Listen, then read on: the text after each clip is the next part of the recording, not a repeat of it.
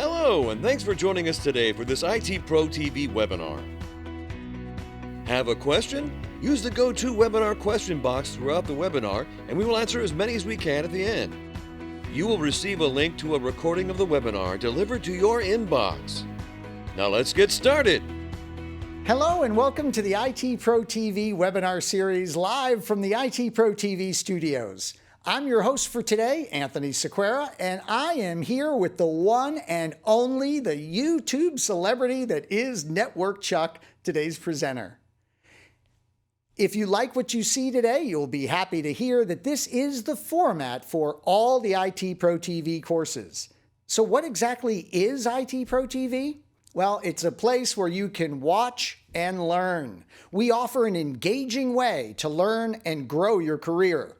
Whether you're just starting out or you're a seasoned IT pro, we've got courses to meet your needs.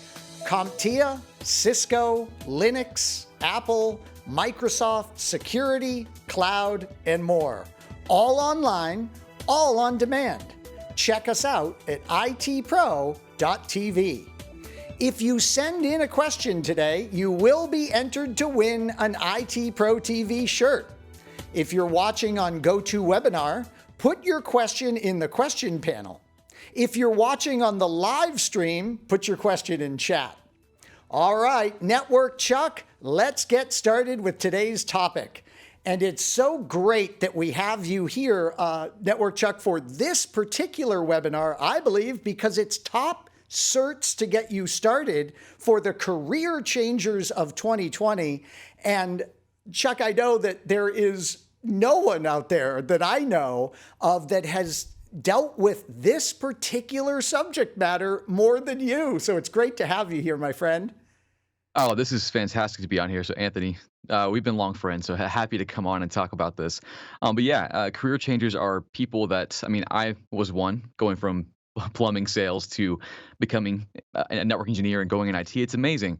And I have a heart for people like that. So it's awesome to get on here and talk about this and help people find that path, because I believe it is a cheat code for life when you can figure it out. Yeah, absolutely. And I know we're going to be handling lots of student questions, and we can't wait for that. But I had a question for you right at the start. I never asked you this, and as you said, we've been, good friends since 2018, but I've never asked you this. When was it when you realized IT was for you? Was it like one kind of thing that happened? Was it, because that's certainly how it was for me, but how did that go for you?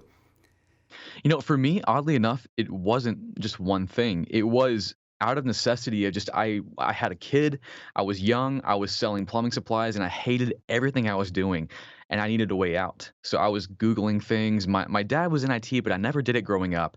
But wow, I looked it up and I found out there's a path to it. So I just started studying in my off time and breaks at work and just going for it. And I did end up falling in love with it, as anyone will when they start down IT. But it took a bit. It wasn't an overnight thing. So for those of you who are like, I'm not sure if it's for me, try it out. It might be. Give it 6 months. You'll fall in love with it. That's awesome. And, we brought up a graphic there. In fact, I'm going to ask our directors if they could bring that up again, a graphic just kind of outlining a little bit about you. I realized that, boy, we've been friends since 2018, but we might have one or two in the audience that aren't familiar with you. And, so many people are. There's so many of your fans out there, and it's just so neat to see. And that's a result of your incredibly popular YouTube channel, Network Chuck, where you have dedicated an incredible amount of time helping others achieve their dreams in the world of IT certification. So I just want to, on behalf of everyone, thank you so much for that incredible YouTube channel, Network Chuck. Some of your episodes I've watched, I was telling you the other day, like 4 times, just because I'll end up showing someone the episode and then I sit and watch the whole thing with them and laugh with them and enjoy it. So it's great stuff. I thought we would start today, Chuck, with just a question that I get all the time. And it typically goes like this: an email or in our ITProTV support forum, a student will say, I want to make the most money. So just tell me, how do I make the most money? What is the hottest area in IT to go in? And I always tell them, clearly it's Novell NetWare. No, just kidding. I tell them that really, in my opinion, and you and I chatted about this before the show, and I've talked to many of the edutainers here at ITProTV, it really does come down to three areas that I'm seeing as just scorching hot right now. All of IT is popular right now, but the three that I had identified are, number one, the if I can get my slides to advance, there we go. The cybersecurity. My goodness, is this on fire? And I didn't put these in any particular order, these three, but cybersecurity, and then of course DevOps, and then cloud. So cybersecurity, DevOps, and cloud. And Chuck, I don't think it's any surprise that all three of those are tightly coupled. Like they are so integrated with each other.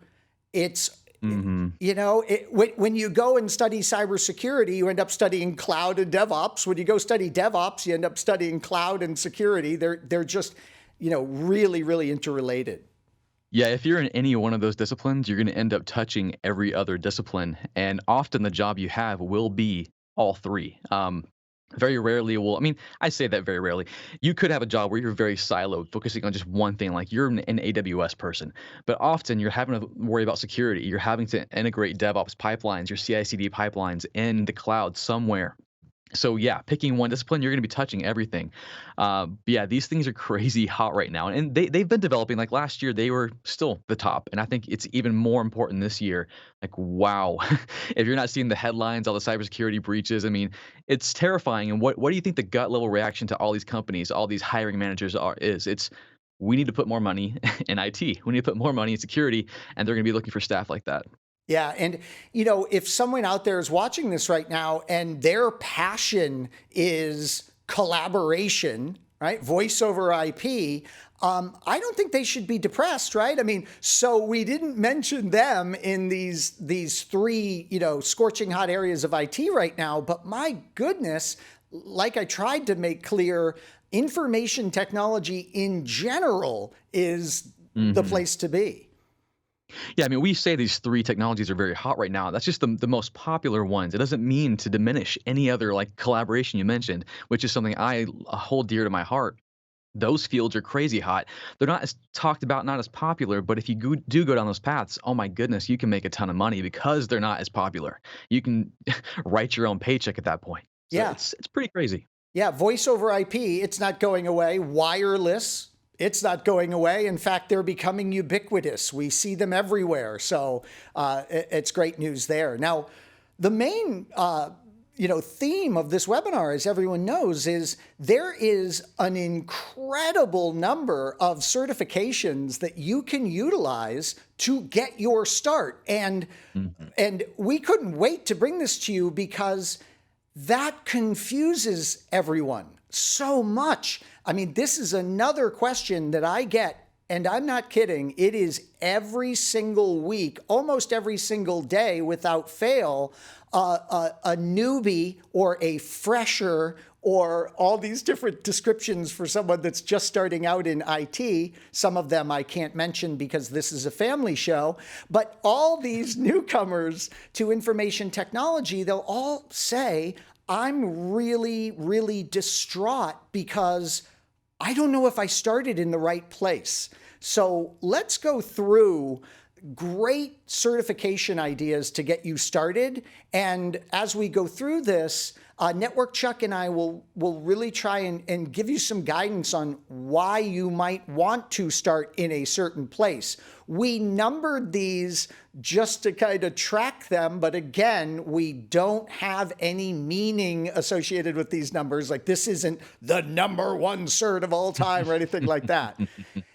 And we start with an interesting one. And I say it's interesting because I'm embarrassed to admit this. I have been associated tightly with CompTIA for decades, and I didn't I really wasn't fully on board with this one or even aware of it for the longest time.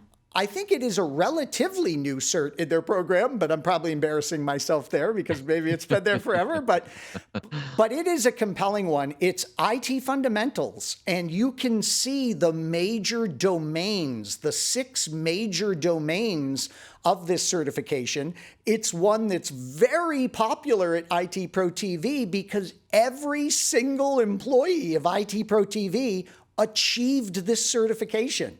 Even, Oh, wow. yeah, even Tim, one of our owners, and that's just a little shot at him. But Chuck, what are your thoughts on this one?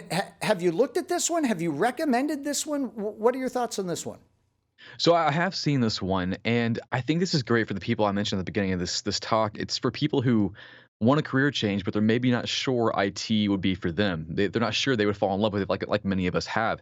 So it's a good kind of taste. Like, let me just see what it's like. Because the one after that, and this has been the ground level certification forever, was the A plus. Well, the A plus is no easy walk in the park. It's 2 exams, a lot of studying.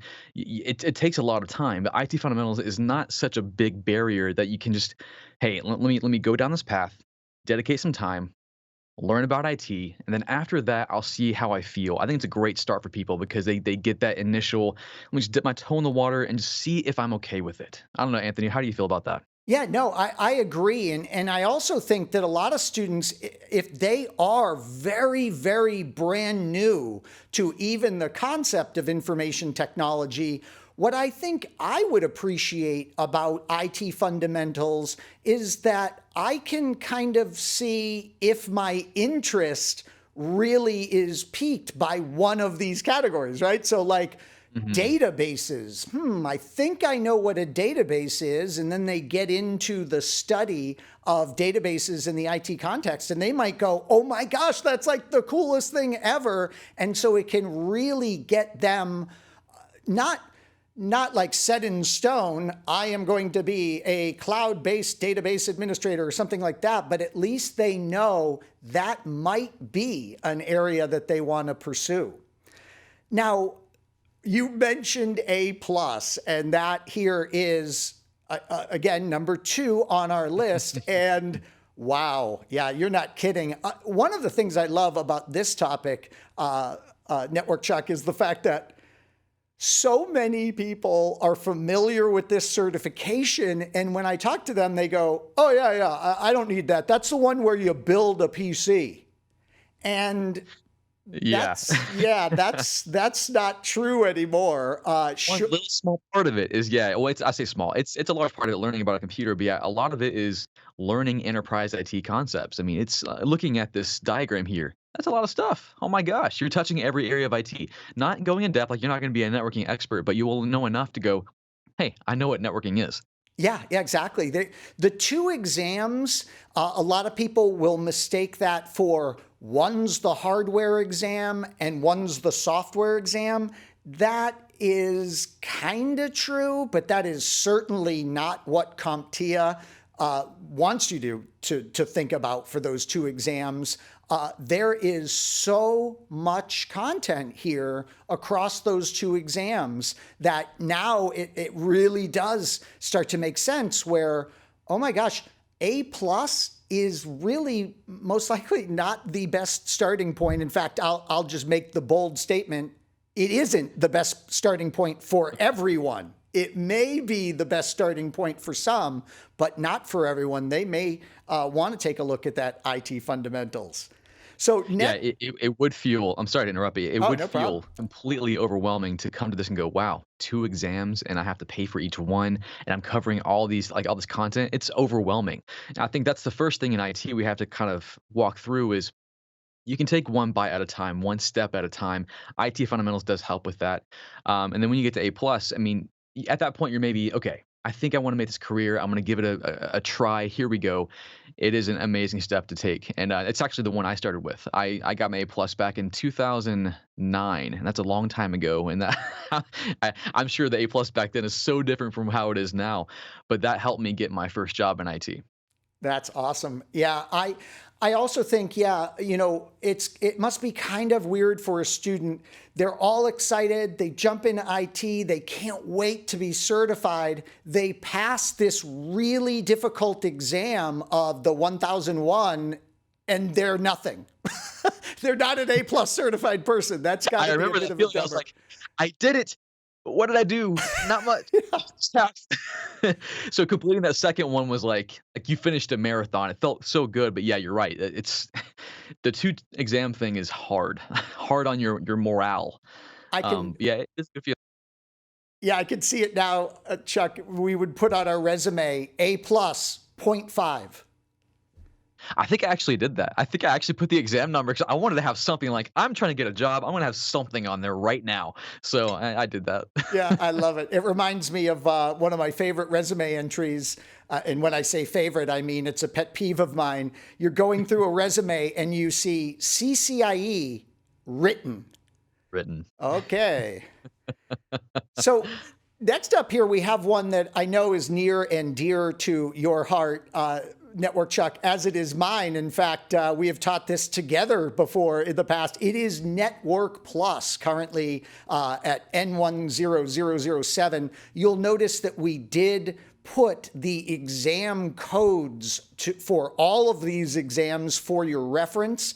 As of the time of us recording this webinar here in Q1 of 2021, these are the relevant, most current versions of these exams. Please take note of that. If you're watching this in recorded form months down the road, you'll want to sanity check those codes because the exam may have revised when you are watching this. But here it is, the 007, the 007 exam.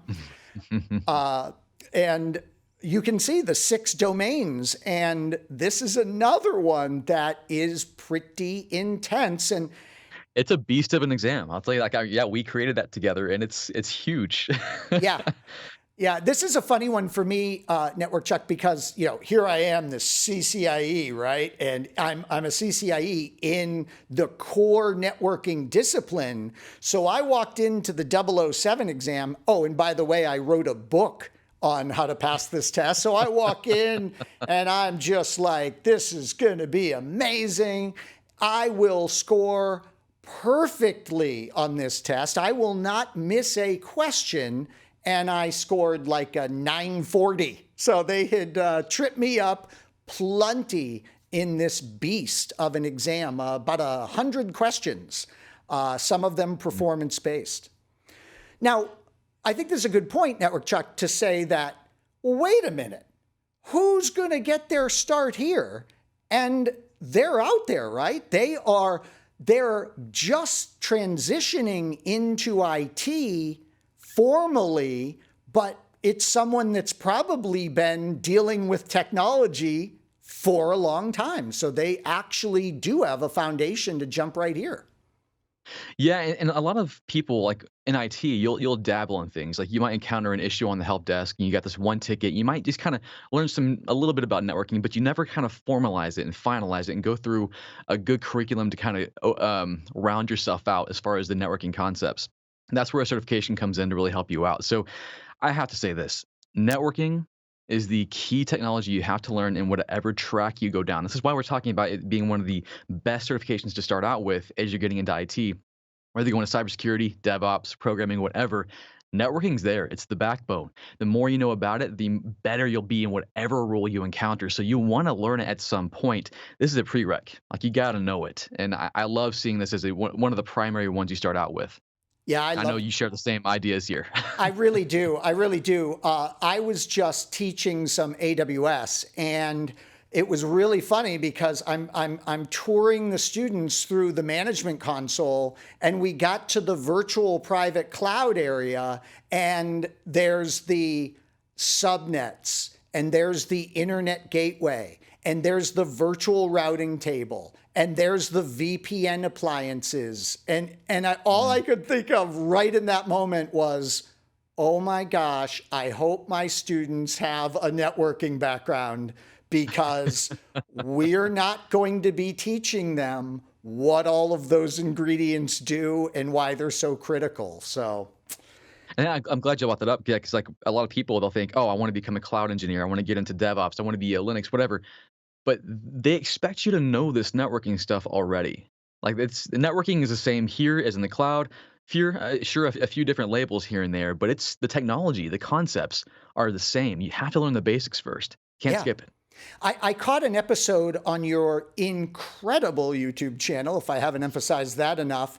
I caught an episode of Network Chuck where you had your brother on, your little brother, who you tortured in the first ever Cinnamon Challenge video, by the way. In fact, Yes. let's just be clear right here. You could have killed him.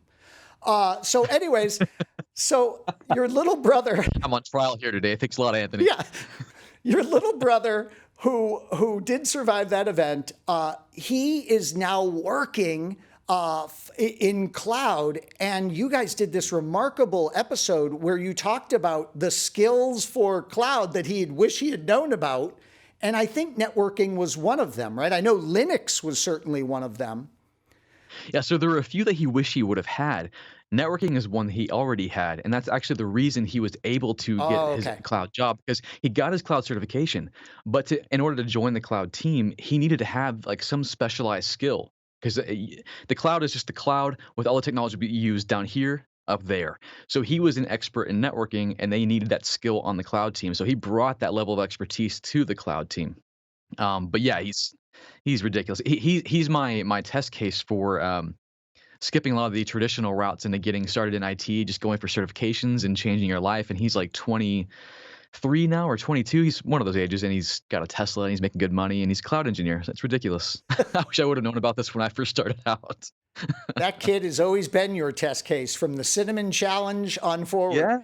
You know, we were talking at the beginning here about those scorching hot areas of IT. And, you know, what's funny is security has shown up in as a domain in absolutely every one of these certifications that we've mentioned so far. So that really tells us something.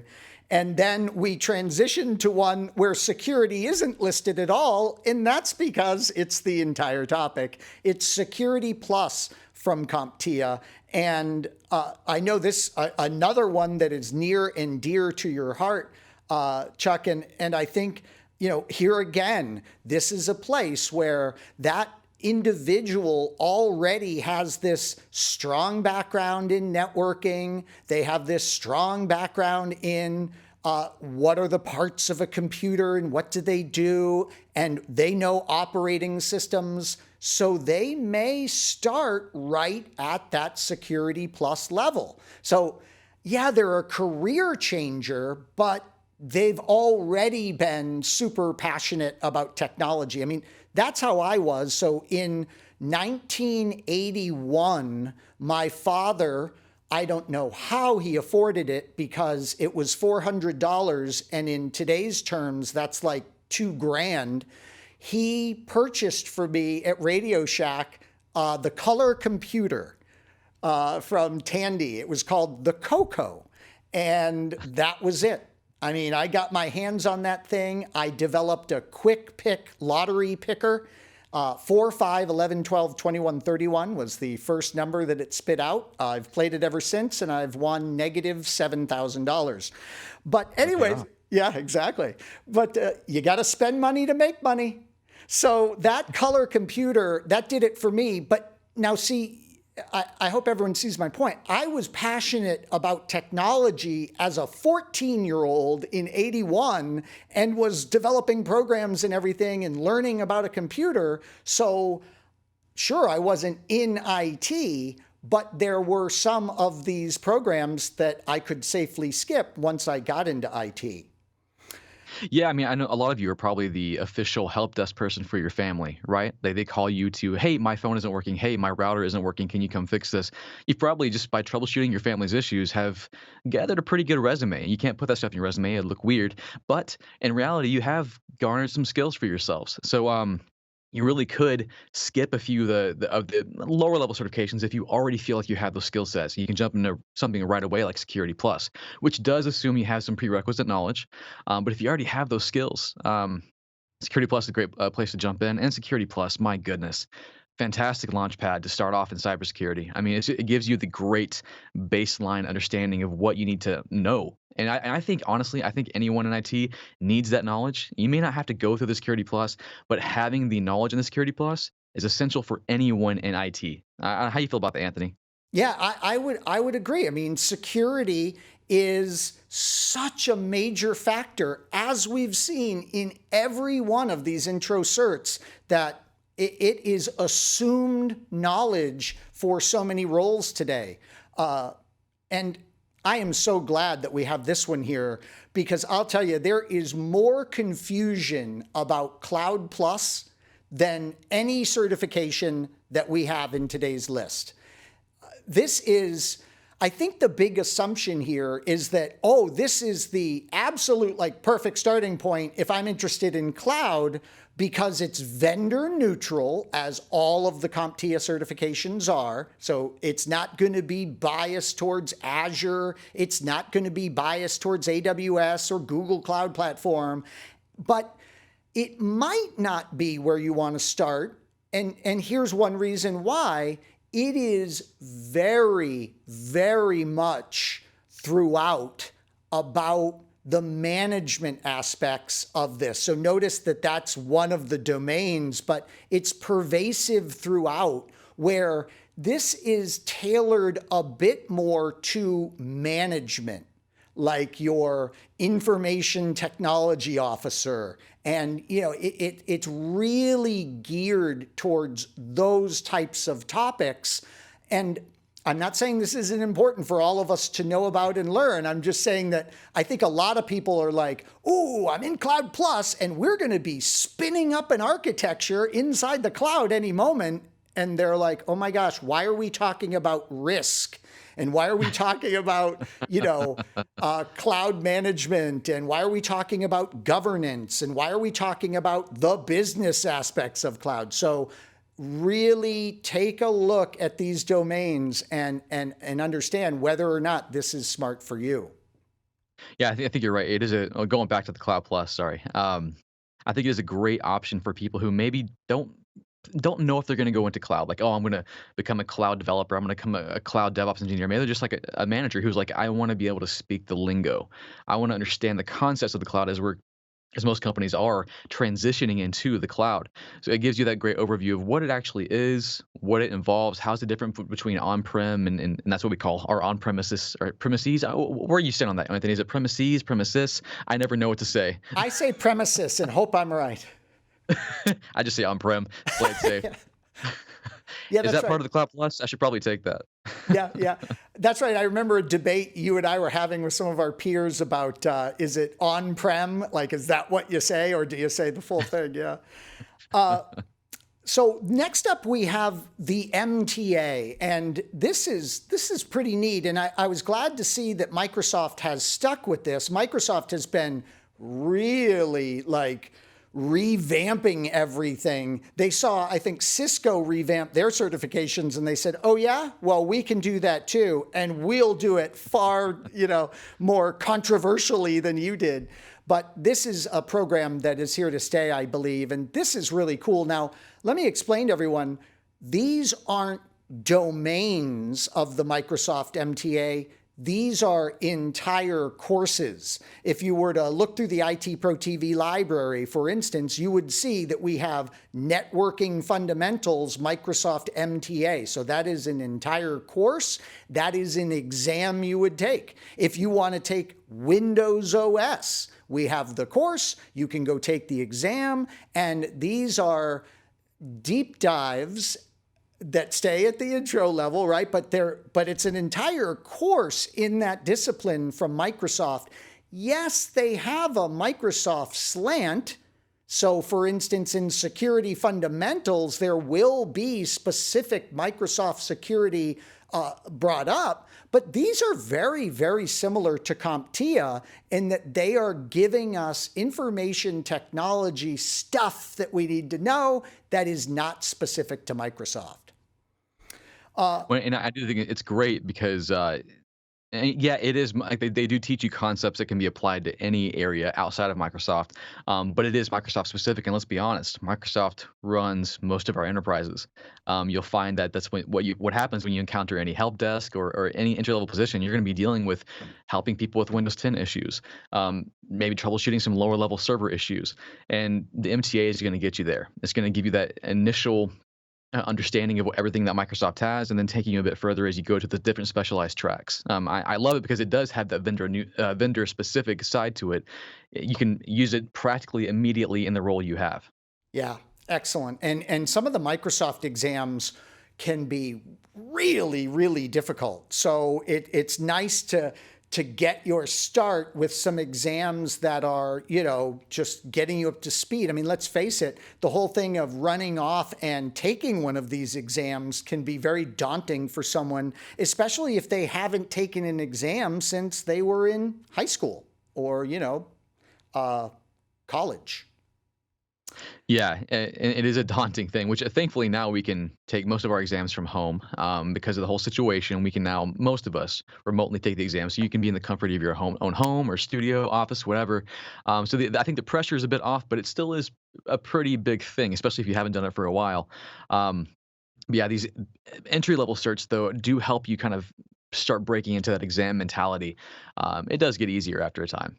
Awesome. Well, next up is an exam that, speaking of difficult, just got really difficult. So I had the privilege of failing this exam from the comfort of my own home recently. It was really funny. Microsoft was doing a thing where like you could take any of the exams on this list for like $19. So I was like, well, sign me up. I'm doing that. And I had heard that this exam I had previously passed had changed. And I'm like, oh, I gotta see this. I did zero study and they punished me for it. So that was quite the experience.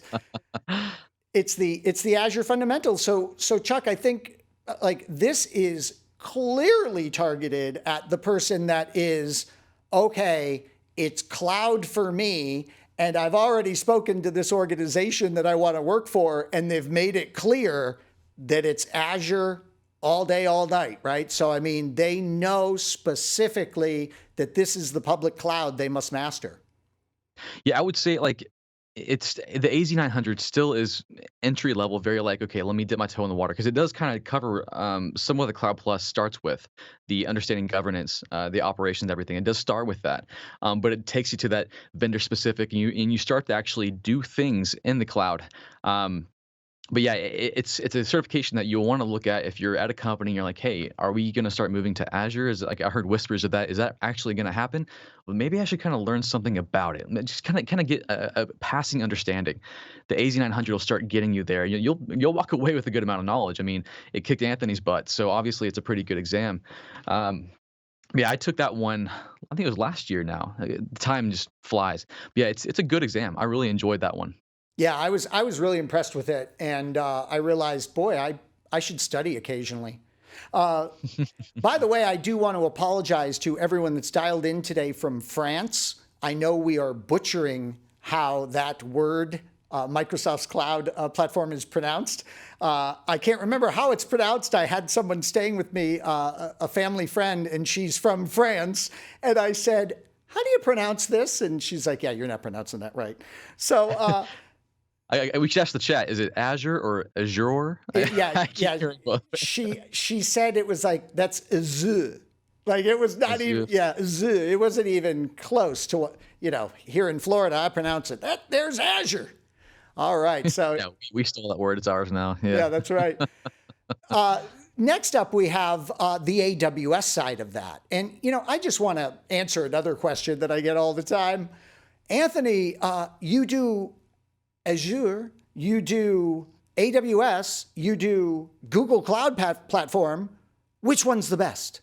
And I got to tell you, honestly, this sounds like some kind of a scapegoat answer. I love all three, period. Do I prefer AWS? Yes, and it's only because that's the one that I know the best. It's the cloud platform that I started with, cut my teeth on, if you will. It's one that I've used. My gosh, they released S3 a long, long time ago, and I was using it then. So it's just one that I know the best. That's the only reason that I prefer it. They're all incredible. If you want to jump right into AWS as a starting point, they've got a awesome initial cert. It's the Certified Cloud Practitioner, and very similar to the AZ900. It's going to take you through those initial concepts, walk you through the technologies that they use, billing, support, compliance, security, again, not a surprise for us. Now, real quick, Anthony, on that. So I'm the opposite. Like I prefer Azure because or Azure because that's the one I started with. And of course, you have to like all of them. To your point, because people use all three of them. Sometimes, yeah, people will use Azure or AWS, but what we're seeing now, and more commonly so, is multi-cloud situations. So, Anthony, I actually got a question for you. Having taken both the Cloud Practitioner and the AZ900, do you think that people need both if they want an understanding of both clouds, or can they take one and be pretty okay to just kind of jump into the next one without taking the exam? What an awesome question. If they do not want bias towards a certain cloud provider, right? If they want to demonstrate that if they land in an organization that's using both, like ITProTV, then they must take both of those, because they go into the specific tech that cloud uses. So they have to gain that vocabulary. Just a quick example. In AWS, object-based storage is the S3 service. That stands for Simple Storage Service. In Azure, that's the blob. Right? So they need that vocabulary, or they're going to be in trouble. And so at the very least, they're learning the language of each cloud vendor in those certs. So unfortunately, you can't take one of those and then, feel strong about the other. Yeah, you will be dealing with foreign terms for sure. But I think it also would help people understand too that the cloud has a lot of similar concepts. I mean, Azure and AWS are going to be constantly copying each other's services until the end of time. So if you see a service on AWS, Azure's probably going to have a complementary one. It's just going to be called something totally different, but probably work in a similar way. Yeah, that's right. And you don't want one of those resume producing events, the RPE. And that is where you did something because you were doing it the AWS way. And I'm speaking from experience. In AWS, for example, when we stop a virtual machine in the EC2 service, we are no longer charged for it. In Microsoft Azure, when you stop a virtual machine, you're still charged. You must disassociate or deregister, or whatever their language is, and you can tell why I failed the exam. You have to take that additional step to not be charged. So sure enough, I was shutting down virtual machines in Azure, and I'm like, no more charges. And then I got the $700 surprise bill. So we don't want resume producing events.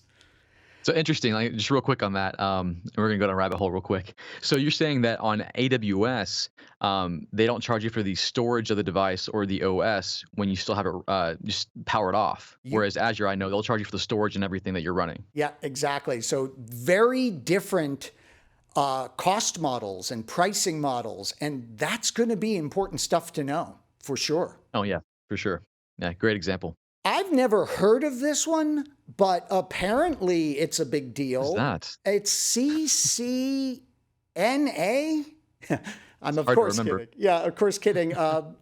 This is a book I've written. It's one that Chuck and I have taught for a very, very long time. This is the Cisco biased look at networking. So this is kind of like Network Plus, but then this heavy Cisco bias. You will learn how the CLI, the command line interface, functions, and how to use that CLI. And Chuck, I'm going to ask you, what have you thought about the evolution of this for all these many iterations that we've had? So a large part of me is nostalgic, and I miss the old. 'Cause if you're just tuning into what Cisco certifications look like, we used to have more specialized CCNAs where you could focus on routing and switching, focus on voice and security. Very recently, as in like last year, they just did away with all these CCNA specializations. Now we just have one CCNA, and it's very, very similar in a strange way to the Network Plus, in that we're covering so many topics, all with a Cisco flair. They cover wireless. What are you learning? Cisco wireless. They cover security. What are you learning? Cisco security. So it's very, very wide. You don't go crazy deep in any technology, but you go so wide, and it helps you get ready for the next Cisco tracks, the CCNP, the Cisco Certified Networking Professional. Um, Now, I do miss the old CCNA, but I see the reason they did what they did, and I think now the CCNA is one of my favorite certifications, just because of the branding it has, what it'll do for your resume, and what it does to prepare you for any kind of networking career, whether you want to focus on security, wireless, collaboration, whatever it is. It's a powerful exam, one of my favorites. Yeah, and we will give a shout out here. I just realized that we will give it a shout out to our good friends at Juniper, and they do have a very similar start. And it's my fault that didn't make this list, but the JNCIA, an excellent kind of the exact CCNA thing here, but the bias, of course, is on the Juniper equipment. Well, we have. We're at time, but that's okay because we only have two left. So let's show those. There is someone in the audience right now that has decided that development is for them, and that's so cool, and I'm envious. And just one of the many great certs that are out there to get started in this is something like the PCEP. And that's the Certified Entry-Level Python Programmer. And notice you can demonstrate your skills around things like data formatting, data collections, inputting, outputting data, functions, flow control, for, next, loops, and all that great stuff. So wonderful And I that love that that. exists. Well, sorry, I know we have to kind of go quick, but I love the fact that the programming world does have these certifications, because to say you know Python can mean anything, right? Like if it helped us positions like I want you to know a bit of scripting, a bit of Python, that can mean so much. And for you to put on your resume, I know Python, how much? Are you an expert? Do you just know how to say hello world? I mean, what is it? So having a certification does tell your employer a good idea of what level you're at. Like I at least know this much, and it's important. That's why we have certifications in every other area of IT. Programming, I think, is no different, especially as IT engineers at all levels are going to start learning a bit of programming. That's right. And, there was many languages we could have picked here. We picked Python because, yes, it is still leading by good measure on the most used language right now. So Oh, it's de facto. Like, yeah, it's where do I start? Python all yeah. day, every day. That's what it is. Yeah. Yeah, I just read last night that Python is the Swiss Army knife of languages, and that's one of the reasons it's used so much. Now, this is interesting. We had 11 certs, but PowerPoint, when you're doing a top 10 type style, it won't let you do an 11. So here's number 10 twice. That, of course, was my error. But we wrap on number 11, and that's Project Plus. We cannot forget that project management is a key ingredient in all of this. And CompTIA, no surprise, has us covered with the Project Plus certification. And this just is going to be, again, vendor neutral, very much into that important discipline of how to make sure these sometimes very expensive projects, they achieve the goals and the results that they are attempting to achieve. And this is one where, like, this is totally not me. I don't care about projects. I hate managing everything. But I could probably learn a lot. And actually, I probably need to go through this. But it's one of those skills that if you actually like this stuff, you people out there, I don't know who you are, but if you actually, I'm just kidding. But if you like this stuff, you can make some good money. It's a skill that if you get the Project Plus and you go further and get the PMP and go through those steps, it's a very, very lucrative career, and it's a very prized position. Like I love working with project managers; they are amazing. So yeah, if you can go through that path, go for it. with your 5th child on the way, you're going to need Project Plus, my friend. Okay. Just for like calendaring, time management. No, I'm going to hire a project manager. So actually, guys, if you're watching, get the Project Plus and give me a call. All right. Well, we have an incredible amount of questions for the huge audience that we have here today. So we certainly want to get to those questions. And in fact, one of those questions, I'm so impressed, it was emailed to us hours in advance of this session today. So Dan, way to be on top of it. Dan clearly wants to be in the t-shirt drawing. So Dan asks, what to do next after Microsoft has decided to kill the MCSA and MCSE certification tracks. I'm doing the MTA Windows Server fundamentals just to get the feel, but then I don't know what to do next. And then he asks the question we get all the time, what's the average study time for one of the more advanced Microsoft certifications? So that is interesting. I really do think that you need to get the sense for what Microsoft is doing, right? After your MTA, they really want you thinking role-based. So what role are you looking to fill? And if that's cloud, it's going to be one of those cloud certs. And I think we need to talk about that too, Network Chuck, because it's amazing to me how you can really carve out a niche today. In other words, I wouldn't say to someone, I'm this AWS guru. I would probably quantify that better, qualify that better with, I'm really strong in AWS compute. Right? So I'm not going to say like, oh, I'm the AWS guy. Instead, I'm going to say, yeah, I'm really strong in AWS compute, so that they don't come to me and say, we need a machine learning IoT integrated infrastructure, help us. Because machine learning, I'm going to be totally honest, and IoT in the context of AWS, I haven't gotten to yet. I mean, I can tell you the services they use and what they do at a high level, but I couldn't help someone architect that solution. So that's interesting. Yeah, because I can see us having more defined roles in the cloud. Because like right now, I think it still is very, very new. And it's still just, hey, I need a cloud person to do this. Are you a cloud person? Okay, well then come start up my machine learning. What? There are so many services. And I think we're going to see more specialized roles like what we already have in IT. You have your security person, you have your DevOps person, you have your programmer. We're gonna see more of that. Yeah, I think you're right. But yeah, Microsoft really told us something last year, and they said by MCSA, they're telling us, hey, look at our cloud stuff. We want you to go there. Yeah. That's kind of what they're telling us. Yeah, that's right. They are really, really moving to the cloud for sure, no doubt about it. And it's interesting to see that they have surpassed AWS in cloud revenue. So, ooh, yay. Yeah. Oh, look at you. Yeah. I mean, that is amazing considering AWS still dominates in number of users. Yeah, well, I always have this debate on my channel. I'm like, who's gonna win, Azure, AWS? Honestly, I don't care, but behind the scenes, I'm like, Azure, just because it's my favorite.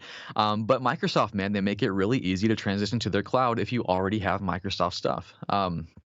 So yeah, it's going to be an interesting fight. Yeah, it sure will be. Now, on the second part of Dan's question, we get this all the time, and I can't wait to hear your response to this. When it comes to how long will it take me to study and achieve XYZ certification, we're not being sneaky. We're not being evasive.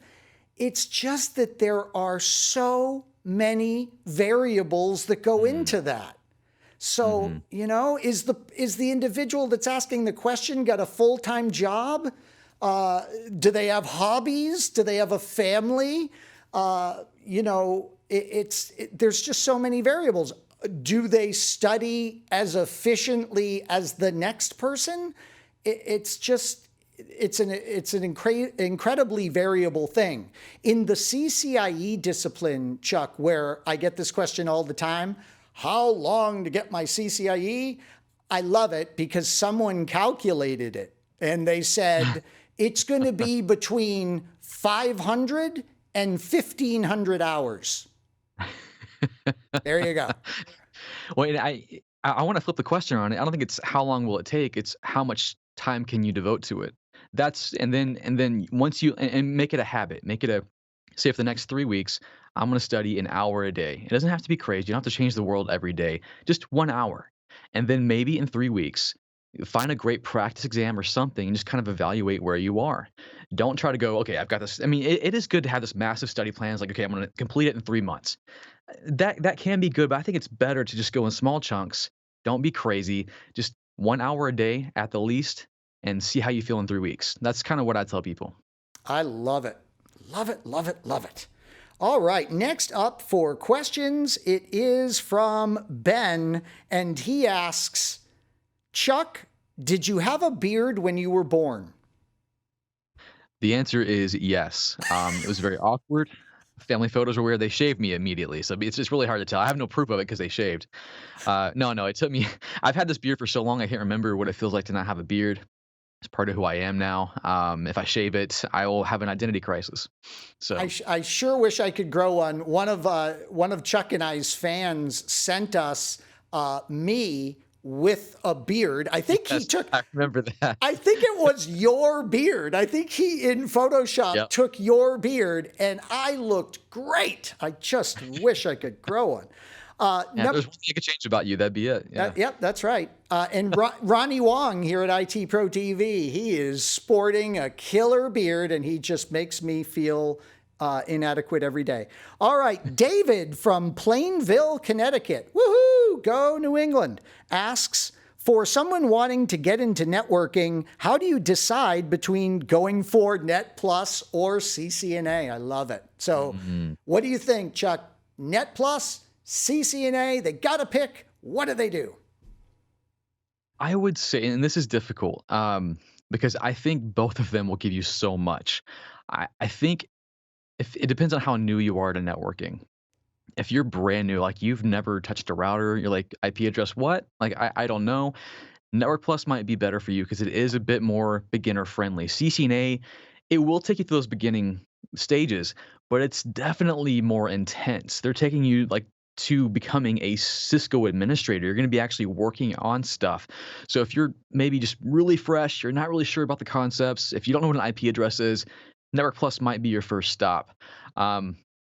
But I think they're both great starting points. It just depends on where you're at. And I hate giving that. It's the dreaded answer, it depends. It always depends because your situation could be way different. You may work on your home network all the time, and that may be your hobby. So CCNA might be the perfect place to start. So I think a good maybe test for yourself would just be to jump into a free CCNA video somewhere, jump on a YouTube series and see if you understand what someone's talking about. And then maybe jump into Network Plus and see what that's covering. So it's varied, but I don't know, Anthony, how do you feel about it? Because you and I have both taken those exams and we've gone through it a lot. Yeah, I completely agree with everything you said there. I think that CCNA really starts to win that debate too if the person does know a lot about the organization that they want to work for and they're a Cisco shop. Right. So if the person is lucky enough to be like, yeah, it looks like I'm going to be going to work for XYZ organization and they're all Cisco all the time, you're going to have to take CCNA. You might as well start with it. Well, we had Connecticut in the house. Now we're going straight to my hometown. This is amazing. Andrew from Boston asks, I have about 5 years of IT experience, mostly all Windows Server experience. I'm looking to move my career into cloud computing. Do you think CompTIA Linux Plus would be a good start and then move into AWS Solutions Architect? So look at this. We had 11 certifications that we mentioned in this webinar as a great place to start. And here's 2 of them from our friend Andrew that weren't on our list and might be ideal. So there is CompTIA's Linux Plus. I had a contest with Chuck on who could achieve it more quickly, and he won. And Oh, did I win? you All did right. win. Yes, you did win. And I got Chuck for Christmas. I got him the Coffee of the Month Club, and now I have to extend that membership, unfortunately. If I had won, he had to shave, so it was going to be a very interesting thing. But so in this is so enlightening. So there's Linux Plus and then Solutions Architect, and yeah, I can't wait to get your take, Chuck, but I'd say Andrew here is really on an incredible path. Neither of them in the list of 11 certs we mentioned, but if you don't know Linux, you're going to struggle a bit in the compute areas of cloud. And so knowing Linux would be great. And then Andrew sounds like he might have already some AWS experience. So he doesn't want to start with cloud practitioner. He wants to go right to solution architect. Yeah, I would say, and if you watch my channel, you know how I feel about Linux. You need to learn it right now. Everyone needs to learn it.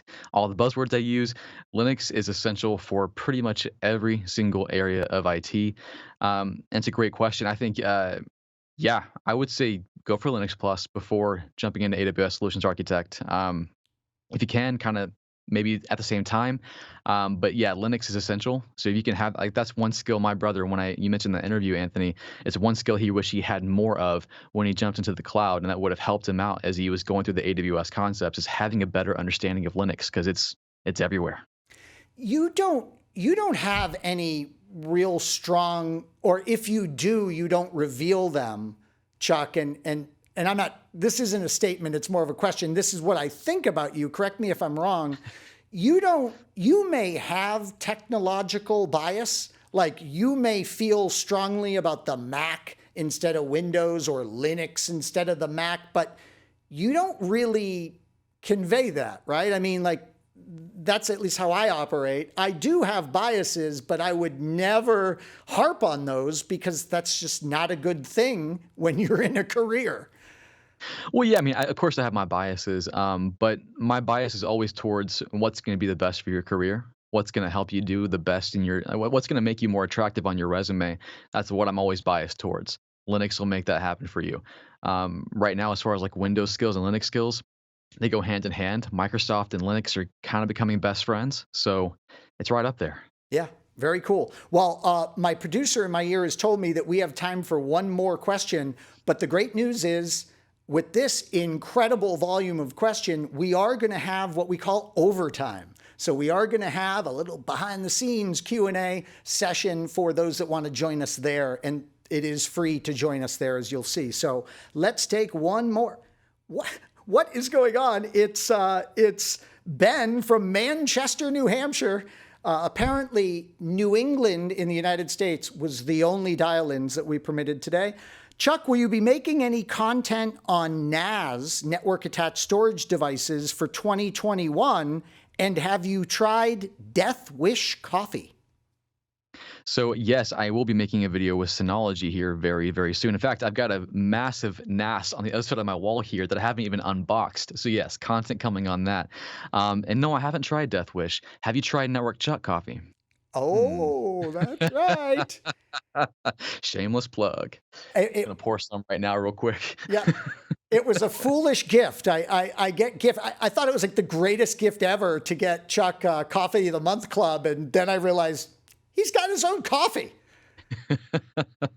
Every month. I still appreciate it. Every month you spitting. This is crap. This reminds me how good my stuff is. That's right. It's helpful. I'm just kidding.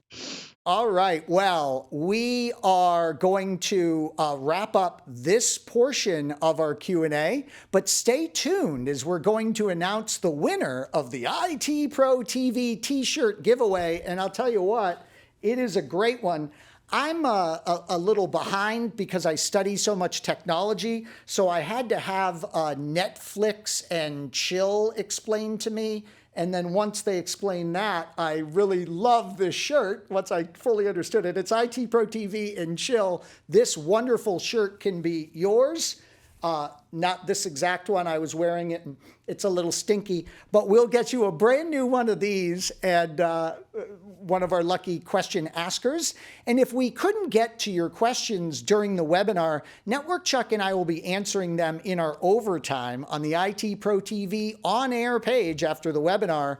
And I'm going to explain more about that in just a moment. Be sure to check out a free membership. No credit card required, with access to select courses and our daily live feed. You can also get a full personal membership that provides complete access to all of the ITProTV courses with or without practice exams and virtual labs. If you're on a team, you're going to want to check out the business page, which offers a tour of the Pro Portal used to maximize your team's investment in training. Don't forget, enter the promo code WEBINAR30 when you sign up for an ITProTV membership and get 30% off the lifetime of your personal membership. All right, and now for the winner of the ITProTV t-shirt. It's Ben from Manchester, New Hampshire. Congratulations, Ben. I'll go visit my family and deliver this personally. All right, so as you know, we have run out of time here in this portion of our webinar, but we do want to make time for your questions. So we're going to go over now into the overtime channel that is on the ITProTV on-air page, and we're going to continue to chat with you and answer your questions there.